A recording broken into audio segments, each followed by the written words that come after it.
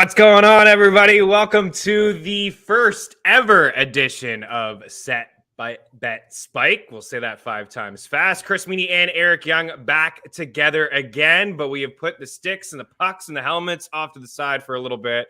I guess we do have some helmets here on the show. We may have some helmets on the show. Who knows? We are talking NFL betting. We will be with you on Tuesdays and Thursdays here at part of the FTN Network family. Of course, you're watching live on our FTN Network YouTube page. We appreciate you as per usual. We appreciate you guys to smash the like button. Any comments, any questions, you can leave them there. But also very excited to extend our partnership with GamePlus Network over at Anthem Sports and Entertainment. This show on Tuesdays and Thursdays over there at 6 Eastern.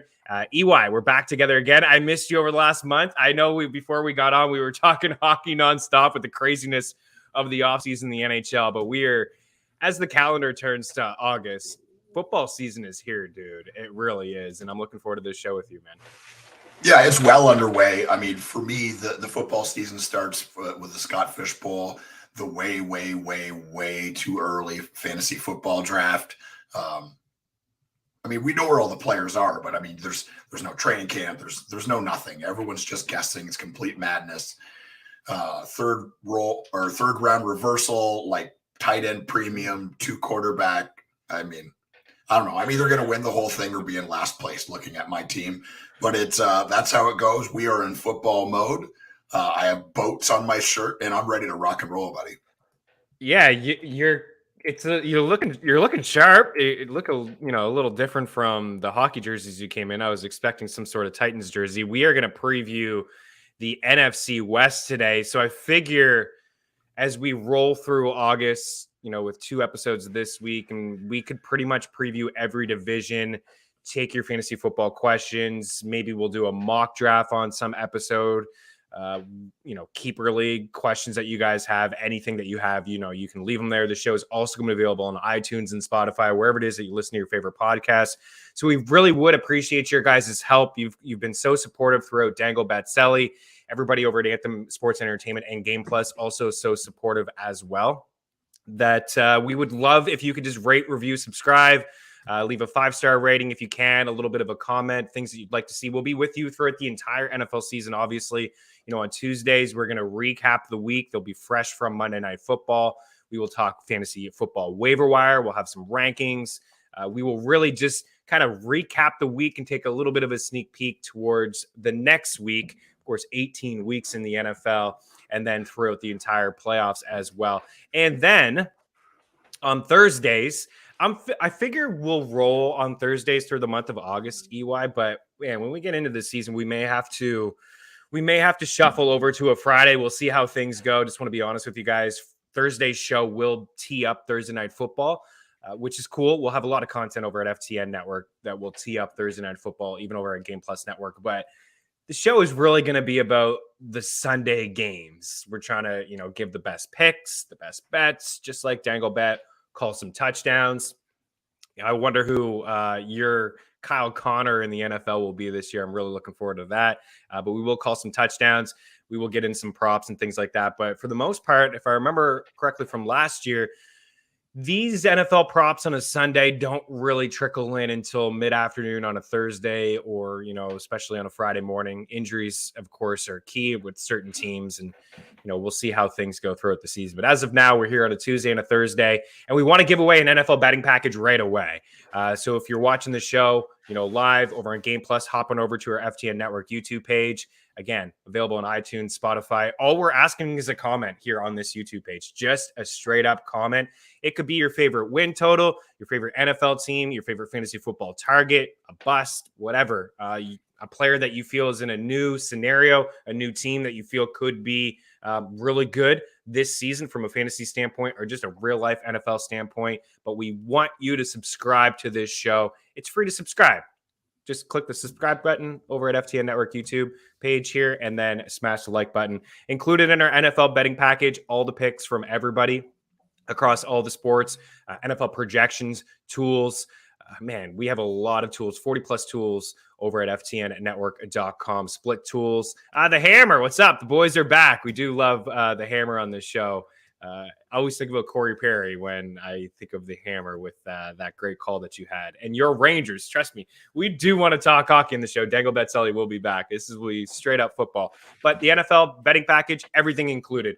Absolutely everything. If you want it right now, you can use the promo code Meaney. You can use the promo code FTN20. We'll save you 20% off. But you get all the picks from everybody, tools, Discord, projections, all kinds of content over at ftnbets.com already.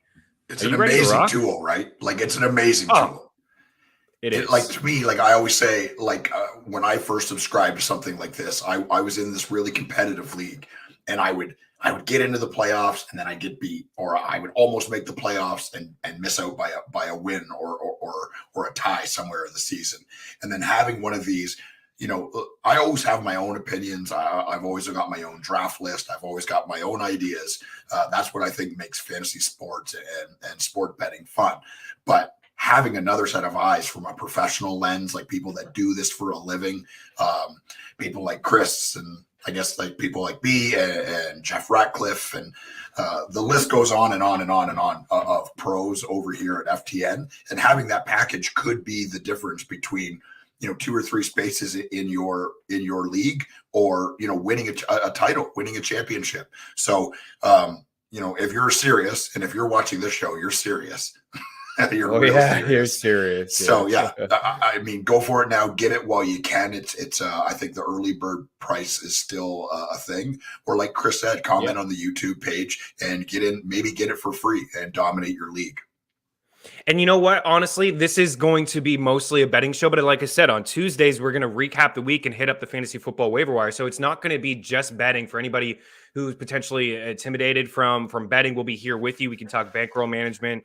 We can talk things like that. Those are things that we talk about when we discuss in our Discord channels. And again, when you have that betting package, you have all the sports, and we offer all of the sports. MLB is still like a good solid 2 months. NHL will be here before you know it as well. $49.99 for the month. You could just sign up for the month and hang out. And if, you know, I have a feeling you're earn a profit, and then you could re-up with us if you want. But if you're just here for the fantasy football content, we have our platinum package live. Jeff Ratcliffe has volume 2 already out, 300 player profiles. He was the #1 ranker in the game last season in fantasy football. We have so much content. My rankings are over there. Best ball content, sleepers, breakouts, team previews. We have so much content over at ftnfantasy.com. We'll be with you throughout the entire season as well. So if you're just looking for, you know, the draft kit, which will include waiver wire pickups, projections, tools, absolutely start and sit tools, everything to kind of help you set your lineups as well. Split tools, it's all there, a part of the package. So if you're looking for that as well, why not? Let's give away an NFL betting package, and let's give away Jeff Ratcliffe's fantasy football draft guide as well, the game plan. It is fantastic. Like I said, 300 player profiles, rookie scouting.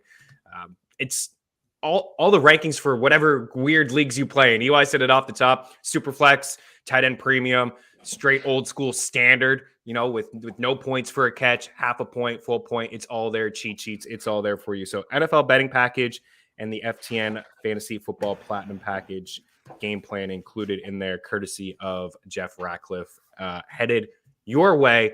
Like, review, subscribe, leave a comment in there. The Hammer, Dustin, you guys are both in. You're both in the draw, just like that. I thought I'd have to wait until NHL season to see the band back together. We're back early. Mostly football. Today we are going to preview the NFC West. I just want to give you an opportunity to, like, let's pump GamePlus here for a second too, man. They've been so good to us. I know you've done so much over at Anthem Sports Entertainment. I have as well. It's really cool to be back on here with another show. And, you know, the guys that are here that know us, Dangle Bet will be back here pretty soon as well, Eli.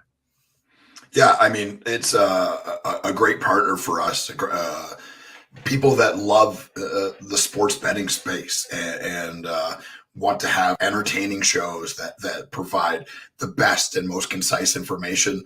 And I feel like, you know, we may not have all the answers, but I'm telling you, like, I care about what I say on the show. I care about the things that I say. I take it very seriously, the fact that people are listening to us, whether it's 5, whether it's 5,000. You know, these are people that are trusting us and trusting our opinions. And lots of late night cram sessions, especially in the last couple of weeks with football, trying to gear up after the NHL season. So yeah, I'm as ready as I think I've ever been for the football season at this point. And we've got, all of August to prepare for this. And we want to prepare with you guys. And Anthem Sports is maybe the best tag team partner that a person could have. GamePlus Network, FTN, and let's not forget Impact Wrestling. So yeah, I'm all over the place. I love it. Fantastic. What do you think of the third round reversal? I'm a fan. I like it. And to be honest, I kind of like to be at that end of the first round, get those double picks. It goes back. And then once it goes back to the end, end of the second, you get another pick. I mean, I was at the end in the Scott Fish Bowl and I digged it. Yeah, for me, I've always approached drafting this way: is you can't have a set plan in your head. I mean, a lot of times you won't know what your pick is until the draft starts. I'm in leagues like that where we don't know, and they do an automized kind of randomized pick, and then as people come into the draft room, and then you just go from there. The third round reversal, I think for me, I'm not a massive fan just because it feels yucky. I don't know how else to tell you that. You're just so used to drafting the other way, and all your mock drafts and best balls at this point. I've done probably over 100 mock drafts. I've probably done 10 to maybe 20 different best ball teams already. And my teams will look completely different closer to the season than they do now. And that's the whole point of doing it. I think it's great practice for drafting. But for me, Bruce Lee said it best, Chris. Be water, my friend. Be water. Well done there. Okay, well, with that, I think we should officially get underway. So today we are going to preview the NFC West, but of course, if you have any questions about any teams, George is asking favorite beer, things like that. Daily handle in the house, set, bet, spike is going to be PTP. We hope so. So let's start here with the Rams, the defending Super Bowl champs. They're the favorites here to win this division.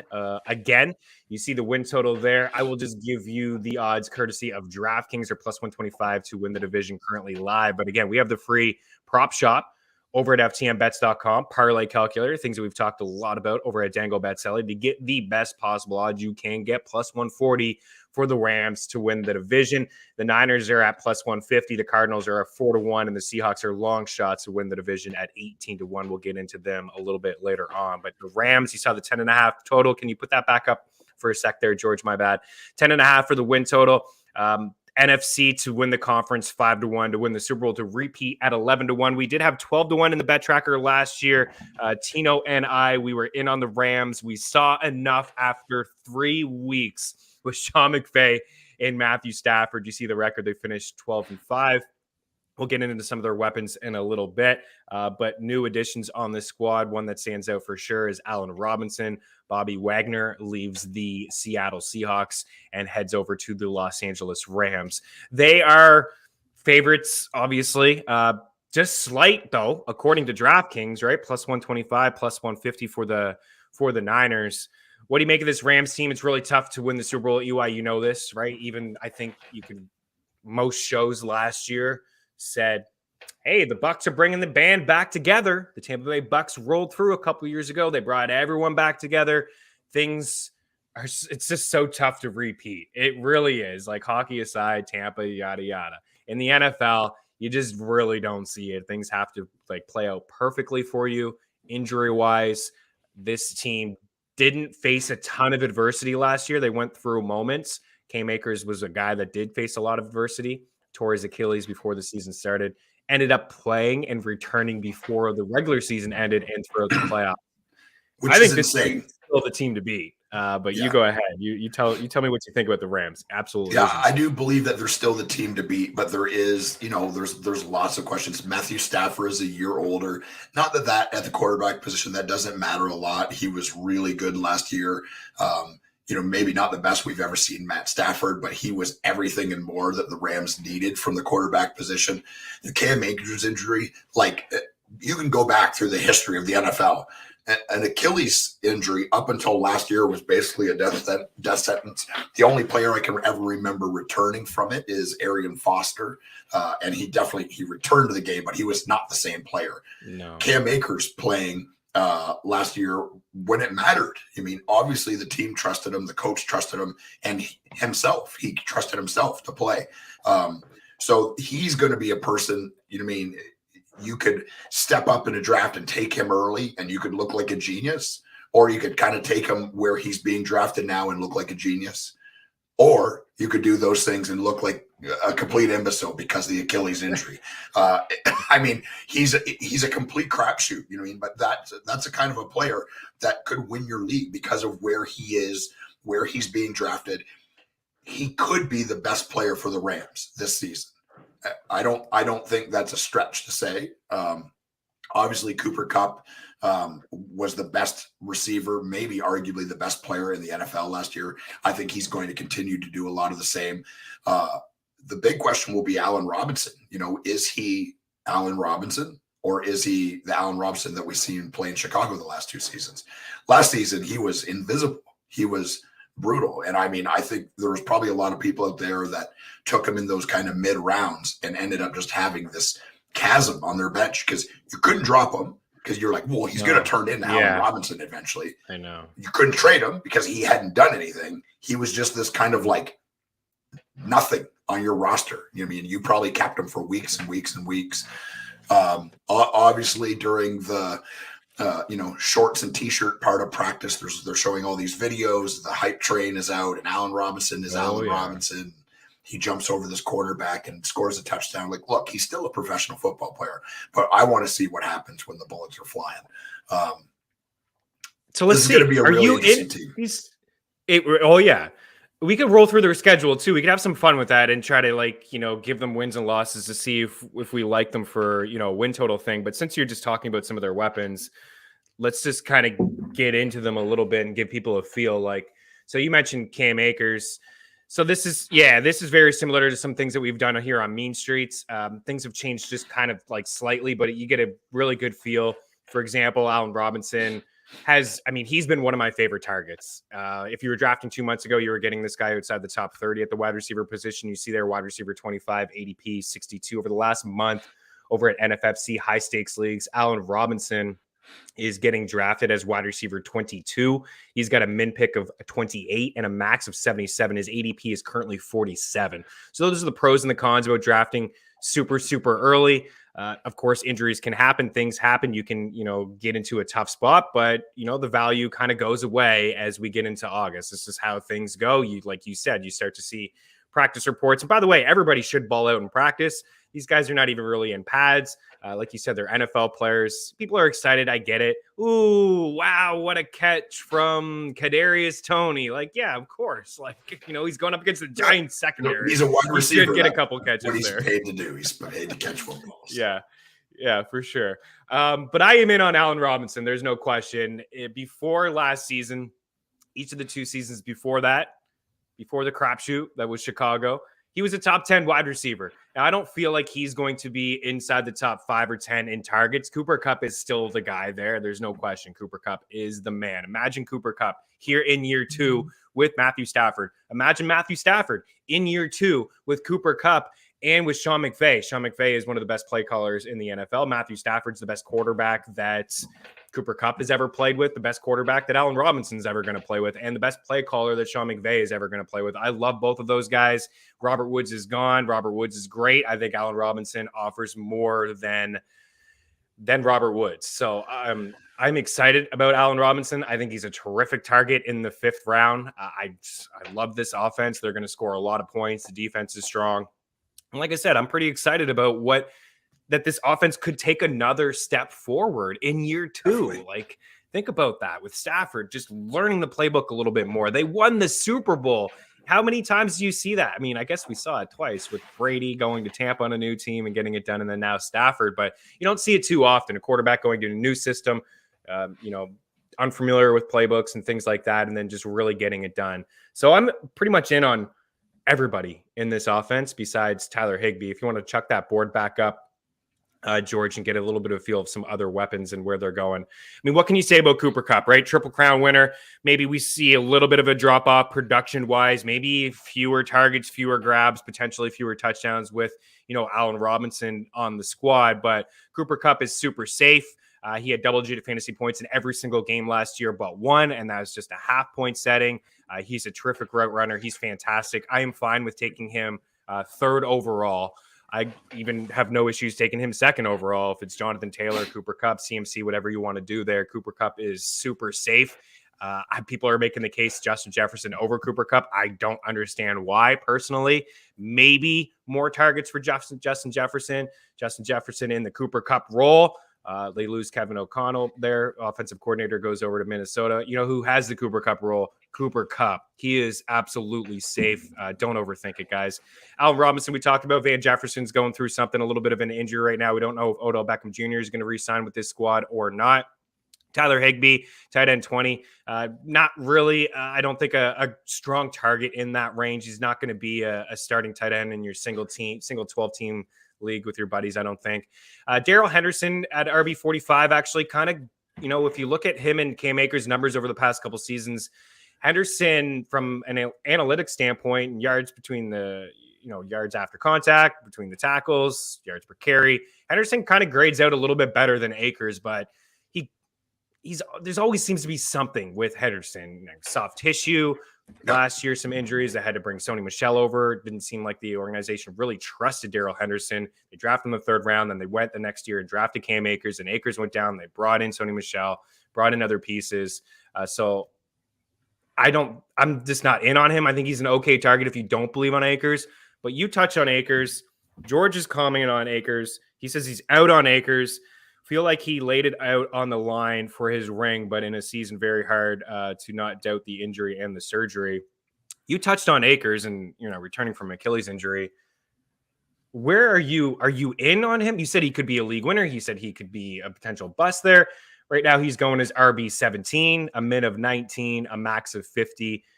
Before him, Kamara, ETN, Connor. After him, Hall, Breece Hall with the Jets, Ezekiel Elliott, Dave Montgomery. Are you in on Akers or are you out on Akers?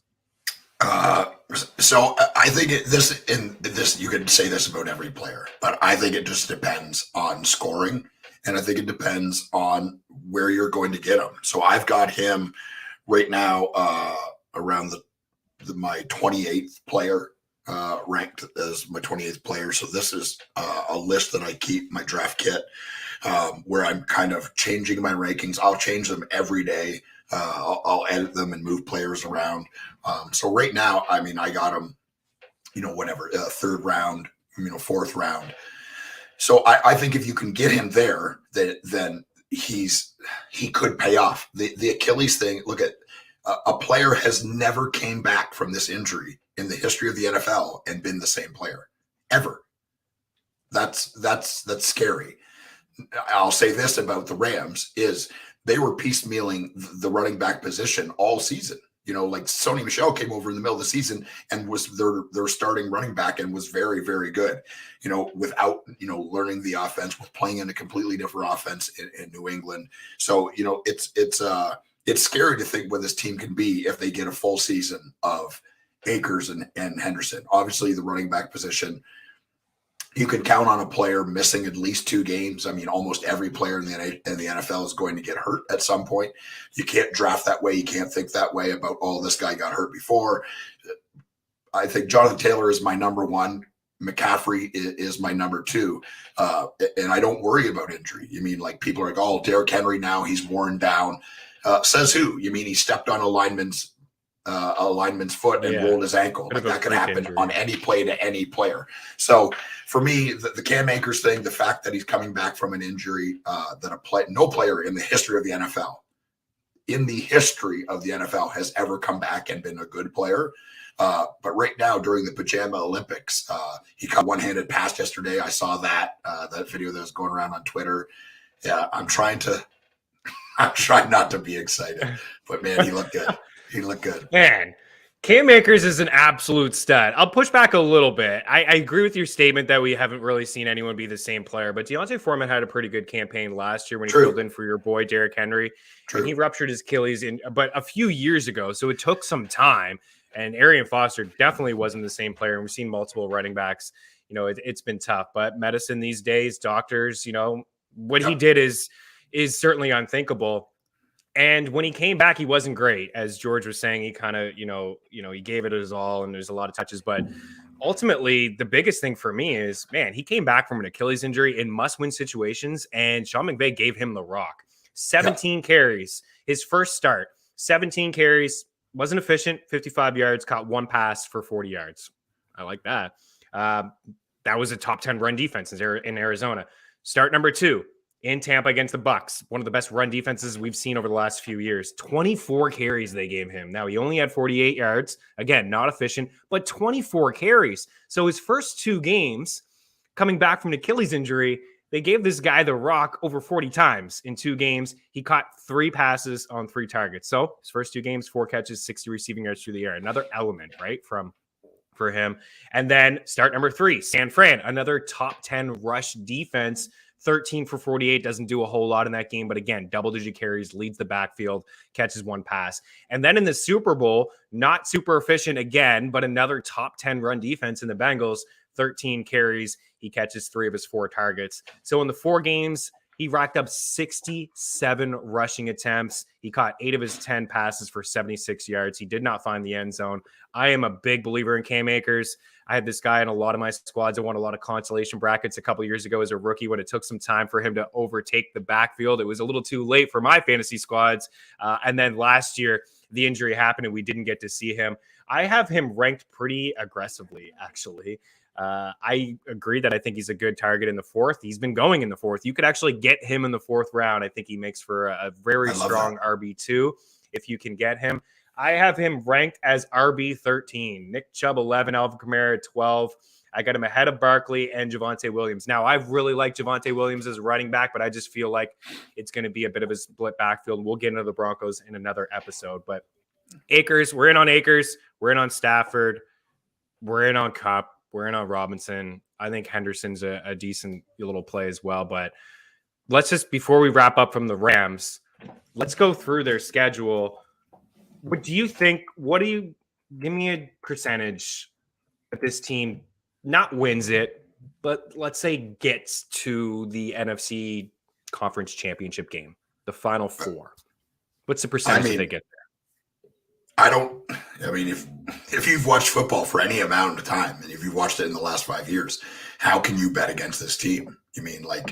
They didn't lose a ton of pieces. Okay, they lost Odell Beckham, but they added Robinson. Van Jefferson is going to be a year better and a year more secure in the offense.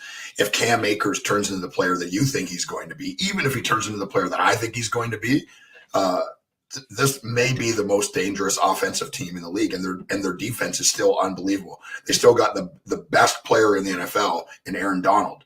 You can come at me all you want. He's the best player in the NFL, period. I agree. So, I feel it's not a stretch to say they win the division, and I will gamble on this and will put my money where my mouth is. I think they win the division, and I think they go back to the Super Bowl. They finished 5th in total DVOA, according to Football Outsiders, 6th in pass DVOA, 5th in rush DVOA without their starting running back. They allowed the 6th fewest rushing yards last season, the 2nd fewest passing touchdowns. They had the 3rd most interceptions and sacks. And they, like you said, they brought back Aaron. They brought back Kupp. They took Bobby Wagner away from Seattle. I think they're a really good bet. Can we throw that up one more time? Just their team totals here, George. I think they're a really good bet to win the division, win the conference, and I like them to win the Super Bowl at 11-1. Honestly, I know it's tough, but the conference is so weak. There's the Rams, the Bucs. Do we really believe in the Packers? And who else? The conference is so weak. They have a clear path to the playoffs. It looks like they have a clear path and home field advantage potentially. I really like this squad quite a bit. They did lose some guys, Von Miller, Robert Woods, Andrew Whitworth. They lost some guys, Darius Williams, you talk about Sonny Michel. The key additions really are only Robinson and Wagner, but Sean McVay, year 2, I think they cruise past 10.5 wins. Got a little long on just the Rams, so we won't roll through their schedule, but it is, they do have, say, Atlanta, Carolina, inside the division. They got Seattle twice, They do have a bit of a tough schedule. But ultimately, I do think that this team is getting close to the 12 wins again. Target share is super condensed with Jefferson injury. Already loved Cam Akers. Now he's going to get more involved in the passing game. Absolutely. Akers was plus money last year in the playoffs for 2 catches. And I was like, oh my goodness. Like, don't be shocked if Akers, catches 40 plus passes, which I don't think a lot of people are really talking about. All right. So the Rams, done. Yeah, let's get to the. I want to say this about schedule real quick. Everyone's get different ways. I think looking at the schedule and who's going to be good and who's going to be bad is a fool's errand. I mean, we don't know, and I feels like every year professionals get worse and worse at predicting what defenses are going to be good and what teams are going to be good. And there's so many injuries in an NFL season. Just look at the players that they had, the amount of players that are coming back from the year before, and how good the team was last year. And think about the narrative. I mean, I talk about this in hockey, and I'm going to talk about this in football. The narrative is this team. I mean, if you really look at it, they probably got better than they were last year in personnel. And the truth is, and anybody that is being honest with themselves, we don't have a single clue what defenses are going to be good. We don't, every year. I mean, everyone last year said, the Bengals, are going to be lucky to make the playoffs. Well, what happened with the Bengals? You know what I mean? Yeah. So, yeah. Don't look at schedule. If you're asking my opinion, I think it's a fool's errand. You're wasting your time. Nobody knows. Look at who they were last year. Look at the additions and look at the possibilities. That's the only thing you can do at this point of the year.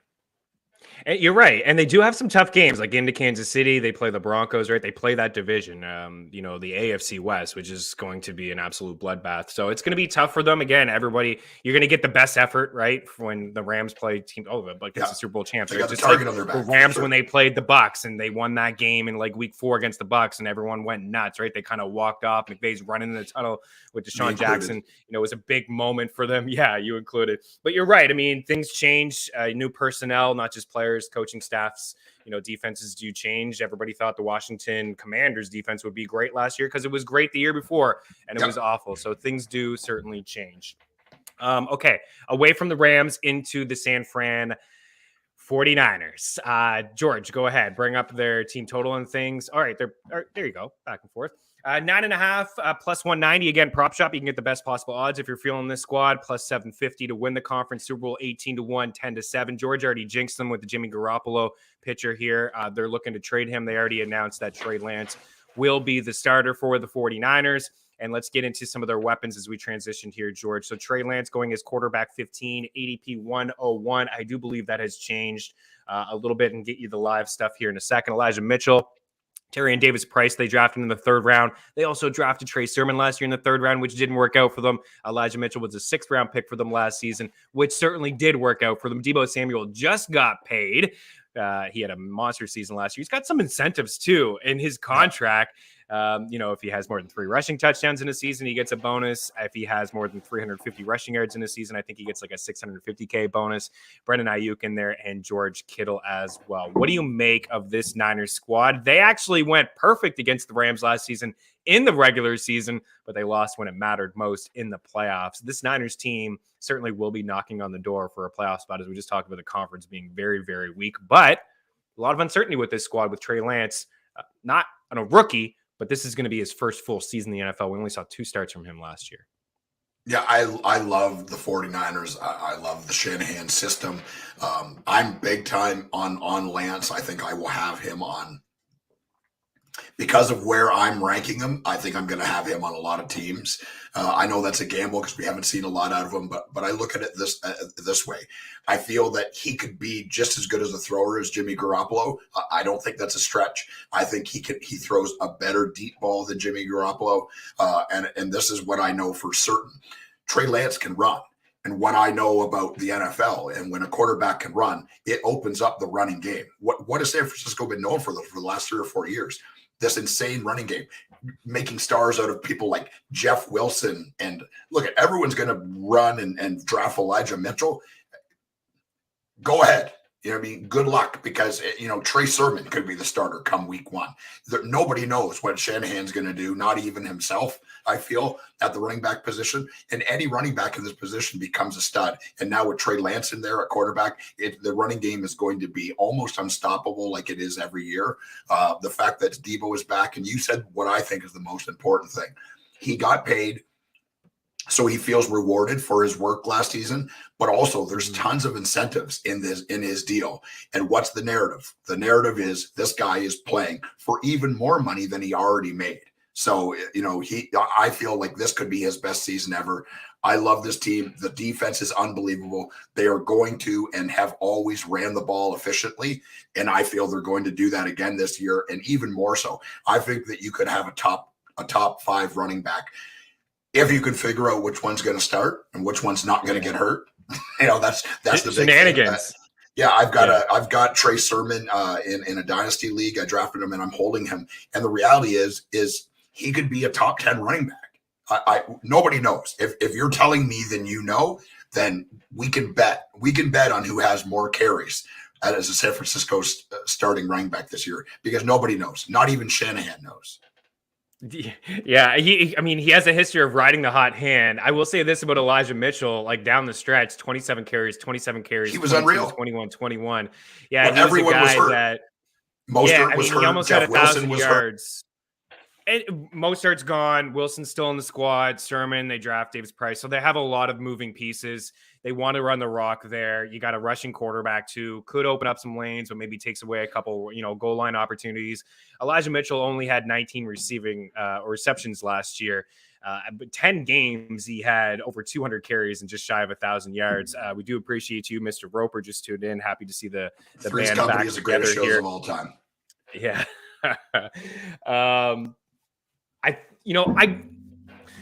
I'm a little hesitant to draft Debo where he's going. It's going to be slightly different offense, but the fact that he didn't want to, you could tell he didn't want to be, if he wanted to be a running back, he would be a running back, right? But inside his contract, now there's some incentives for him to run between the tackles and get the ball behind the line of scrimmage. And he's really good at that, but his numbers in the receiving game did come down towards the end of last season, but who's going to be Lance's guy? That's the thing, right? But ultimately, my favorite target on this squad is Trey Lance. I mentioned, on that board, he's going as quarterback 15. He's going as quarterback 12 now over the last 4 weeks. I have him ranked as my quarterback 10. In 2 starts last season, he had 120 rushing yards. 120 rushing yards in 2 starts. 33 fantasy points. 33 fantasy points in 2 starts. I think he's last year's Jalen Hurts. Hurts didn't do a whole lot last year. Passed for just about 3,000 yards, 20 touchdowns, roughly, fewer than that. If Lance gets to and Hurts finishes quarterback 6 from a fantasy point per game standpoint. Yeah. He missed 2 games. So if Lance can give you 14 games, give you similar numbers to Hurts, we're looking at a better play caller in San Fran. We're looking at much better weapons. Yak monsters after the catch. Kittle, Debo, Brendan Ayuk could be the number 1 target for Trey Lance. I wouldn't be shocked. I think he's a decent target. I'm out on Kittle. I just feel like there's not going to be a lot of volume there for George Kittle. I just don't really love that range of tight ends. I think that Dalton Schultz could finish ahead of him. I wouldn't be shocked. I'd rather Andrews. I'd rather Pitts in that range than George Kittle. But, man, Lance could certainly be a league winner. I'm going to have him on a lot of my teams. I already do, and I was big on him last year. So we'll move on from the 49ers, but they will be competitive for sure. They lost Mostert. They lost DJ Jones, who's a really good defensive tackle. He's gone to San Fran or gone to Denver. He's a really just run stopper. It's a big loss there for sure. But this Niners team ever really have Mostert? Yeah, I know. He was out week 1, right? Now he's back with Mike McDaniel, who's the offensive coordinator for the squad in Miami. So at least familiar with each other over there in Miami. But yeah, this team is still going to be pretty good. I'm excited about Trey Lance. The dude can run, and he's got a deep ball. So like I said, if he tosses just 20 touchdowns, his rushing yard prop is at like 499. I'd smash the over on that as well. All right. We got about 6 minutes to do 2 teams. Let's, as per usual, we're just mid-season 4. Mid-season 4. We're not going to spend too much time about the Seattle Seahawks, let's be honest. No. Arizona Cardinals. Lots to really get to here. 8.5 the win total, 4-1 to win the division, 20-1 to win the conference, long shots to win the Super Bowl. Last year, they started off very, very strong. You see the record at 11-6. There's a lot to really talk about with this squad as we transition over to some of their weapons. DeAndre Hopkins is suspended for PED use. He won't be with the team for the first 6 games of the season. Kyler Murray is going as roughly a top 5 quarterback. James Conner had a very, very efficient season last year, but he, not between the tackles, but he did, find the end zone quite a bit. He had the second most rushing touchdowns behind Jonathan Taylor. Darrell Williams is on the squad. I think he could take the James Conner or the Chase Edmonds role, catch a few passes out of the backfield. He had a really productive season last year with Kansas City. Marquis Brown, who Kyler's very familiar with. These guys played together in Oklahoma. He had a breakout season last year. Marquis Brown, everybody wants to talk about the drops. He still had a fantastic season last year. I am very much in to Marquis Brown, especially with Kirk no longer on the squad. Year 2 for Rondale Moore, probably a bigger role in the slot. They didn't really know what they were doing last year, I don't think, with, Kirk in the slot and Moore in the slot, Kirk outside. It was just like a big crapshoot there. AJ Green's not on this board. He had a pretty productive season for them last year, but a year older. I don't expect him to be better than last year. And Zach Ertz was brought in, but they did draft into their tight end in McBride, and they got Max XX Williams on the squad too. So a lot of moving pieces at the tight end position. But when you look at this board, is there one guy that stands out to you that you're like, wow, yeah, I gotta get this guy? I mean, for me, it all starts with Kyler Murray. I mean, before he got hurt, he was tearing the league apart. And I mean, this is kind of what I think everyone kind of, me included, imagined Kingsbury coming in, working with Kyler Murray, what we thought we were going to see, the volume of passing, the pace of play, the fact that Kyler Murray, I mean, his legs are shorter than mine, but he can really boogie. He's an impressive athlete. And especially at quarterback, he's super, super short, which is something you don't see in the NFL. Like, he has trouble even seeing over the linemen. But I love Kyler Murray. I've got him ranked, I mean, everyone's got him ranked high, but I've got him as my 3rd quarterback, just behind Allen and Justin Herbert. And I think I can be convinced to take him number 2. I think Josh Allen, for me in fantasy, is the undisputed number 1, but Kyler Murray, because of the amount of running, I know that they want him to not run as much because he's so small and that's how he gets hurt. But it's such an important part of his game, such an important part of this offense, spreading the defense out and making it really tough to cover everybody. And I think a person that can take a massive step forward is Rondale Moore. Last year, he was decent, but if you watch the games, when the ball would get into this guy's hands, you felt like something big was going to happen. So I believe in him as an athlete. Marquis Brown, obviously having the relationship with Kyler Murray, coming over to an offense that I think fits him better. He'll be stretching the field, making it harder for the defense to cover people, and having an extra defender down in the box because of his speed and because of his ability to catch and run underneath the long ball. So this is going to be a tough offense to stop. And the addition of Darrell Williams, a healthy pass catcher, man. Yeah, I mean, everybody on this team can catch. Like you said, they've got 3 tight ends. If the rookie turns into something, Max Williams, before Zach Ertz went there, was catching tons of passes and scoring tons of touchdowns. So it's just like, pick your poison. This is the ultimate offense where there's, at any time, there's 4 or 5 guys that could go all the way with the ball in their hands. And Kyler Murray is super smart, super mobile, and super accurate. The Cardinals are going to be a good team this year. And I think their defense is going to be much improved. I think so too. We probably won't get to Seattle. We'll have to save them. It's just the way things have gone, because there's a couple things I want to say here with Arizona. But I'm a little concerned with Kyler. Like, last year, he's one of my favorites. I still think he's got tremendous upside. We won't get into his contract about, him watching film and all that stuff. It's just kind of nonsense, but it's crazy that leaked out, honestly. But for Kyler, his fantasy, upside does really rely on his legs quite a bit. And he took a bit of a step back, last season. I mean, he finished his quarterback 10, but he was 4th in fantasy points per game. He was ahead of Mahomes. So that is great. The completion percentage has gone from 64 as a rookie to 67 as a sophomore to 69 last year. However, a career low 88 rushing attempts last year, only 423 rushing yards after having 819 in 2020. Now, he did miss some time, missed 3 games, but he had 1 game with double-digit rushing attempts last year, just 1, and he had 6 in 2020.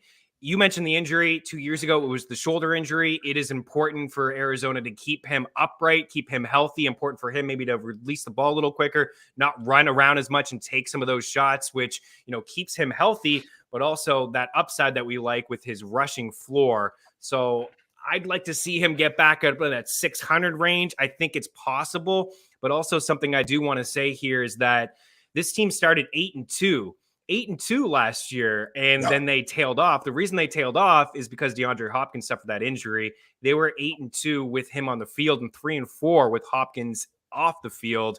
And for DeAndre Hopkins, it looked like he lost a bit of a step last year. Yeah, he had 8 touchdowns, but 4.2 catches on 6.4 targets last year. In 2021, he had 10 targets per game and 7 catches. That's a tremendous drop-off, 4 fewer targets, 3 fewer grabs. I think he has terrific hands, but I'd be hesitant to draft him, but I am certainly in on and he's going to miss 6 Hollywood games, Brown. Right? Exactly. He's going to fall down draft boards, but it's a headache. I think having him on your squad is just a headache. And if you have another injury, before week 7, then you're really, in trouble. But I will say this on the way out. Brown racked up 1,300 yards and 10 touchdowns with Kyler in 2018. He's coming off that career season, 90-plus grabs, over 1,000 yards, no Christian Kirk, some questions with Rondale Moore, no Hopkins. AJ is a little bit older, multiple tight ends. I think Marquis Brown is a terrific target, and I think he's going to be a very, very strong wide receiver too. And Connor, I think I'm out. I think he's going to get some goal line work. I think he's going to, I think he's going to be decent enough to be a low-end RB2, but he's going as a top 15 running back. 3.7 yards per carry between the tackles was a career low number for him. I think I'm out on him, but I really do like Hollywood. Pair him up with Kyler. I think it's a pretty decent best ball stack. And Zach Ertz was pretty strong as well. No Seattle Seahawks on this show. We will get to them on Thursday. There's not a lot to talk about, but we will address their backfield 1-2 punch there. And of course, they do have really good wide receivers on that squad as well. And there is some value, but we went a little long. We were excited on the show. We appreciate all the support. We love you guys so much. We will say goodbye to GamePlus Network. Rate, review, subscribe, and we'll be back on Thursday. Have a good one. Cheers.